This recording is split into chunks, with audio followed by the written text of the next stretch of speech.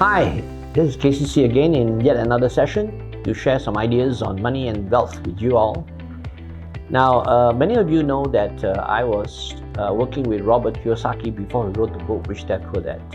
What happened was I met with him because somebody wanted me to meet him and help him to organize his events in this part of Asia.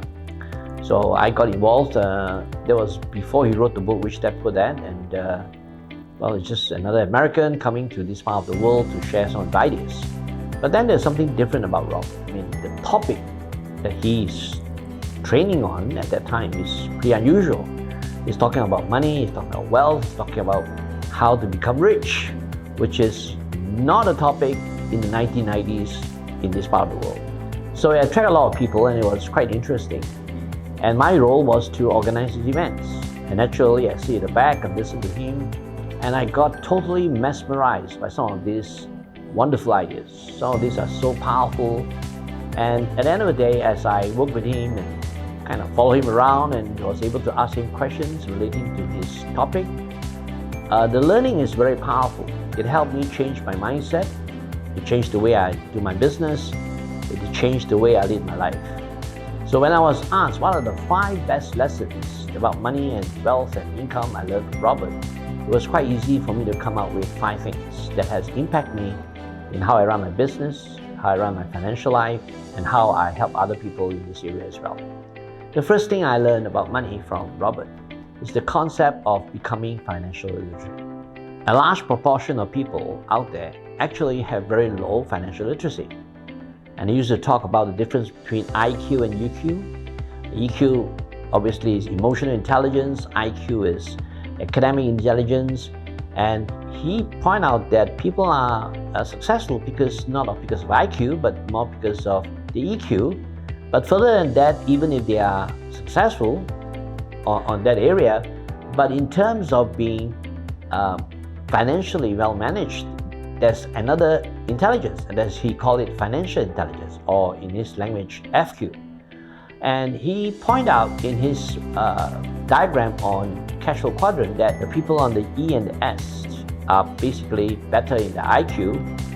People on the right-hand side, which is the business, the B quadrant, and the I quadrant are mostly on the EQ side. But all this makes sense when you put it all together. Any one of these areas can be good provided you have financial intelligence. And rich people become rich only because they are more literate in the financial sector than other people who are struggling financially. So this spurs a lot of people who have read his book and attended his teaching that financial literacy is very lacking, and there are research done in this area that this is a dire straits area. A lot of people need to improve themselves. And it's not about accounting. Don't be mistaken that financial literacy has anything to do with accounting. No.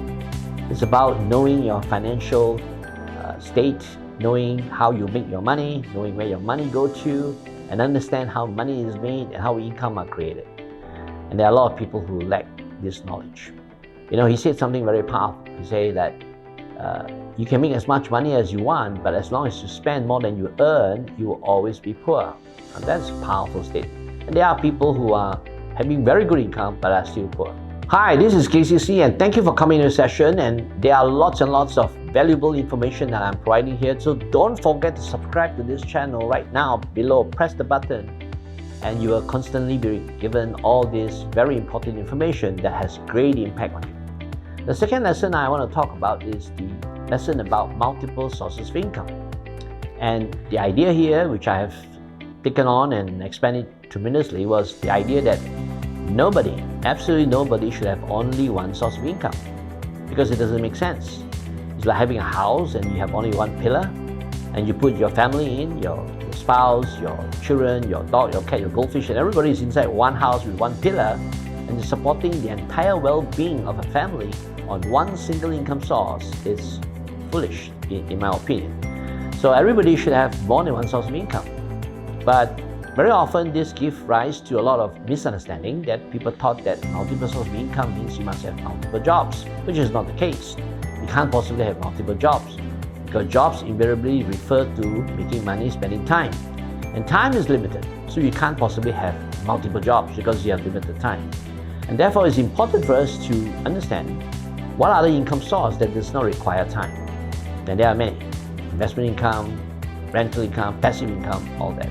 So the third area I want to share with you is the concept of delayed gratification, which is one of the areas that came to light for me. And I realized that a lot of people become poor not because they don't make the money, it's because they tend to spend, as I say, more than they earn. And this issue is because people who are brought up where they can get whatever they want quite easily, especially parents, rich parents who give their children whatever they want, lack delayed gratification. The concept of delayed gratification is delaying your tendency to gratify yourself whenever you see something that you like, even to the extent of buy now, pay later, or enjoy now and worry about the money later. So if somebody had this kind of habit, the habit of spending first and worrying about later, invariably they will not be able to manage their financial state no matter what.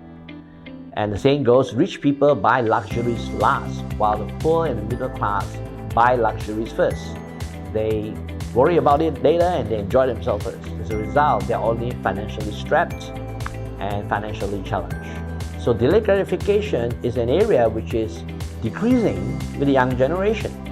The older generation tends to have to work themselves through, have to put effort before they can reward themselves with whatever luxuries or whatever privileges that they may want to have. But today, young people growing up in pretty well-to-do family get all this without much effort. So it is said that young people have this biggest issue, and that is they have a low sense of delayed gratification. The fourth area I think is very important is seeing opportunity. And Robert always say that you cannot see opportunity with your eyes. It is only seen with the mind. And yet, as people go out there and look at everything in their life, they tend to see more problems than opportunity. So if their mindset is negative, they will always see problems. They will always see difficulty. They will always tell themselves what they cannot do, would not do, impossible to do, rather than seeing the possibilities of getting it done. So people are not trained financially to recognize opportunity.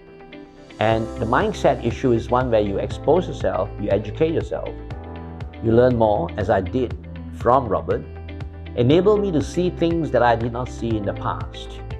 And it's all about putting this to work. The last lesson I learned, a very powerful one perhaps, the most important, is the word leveraged.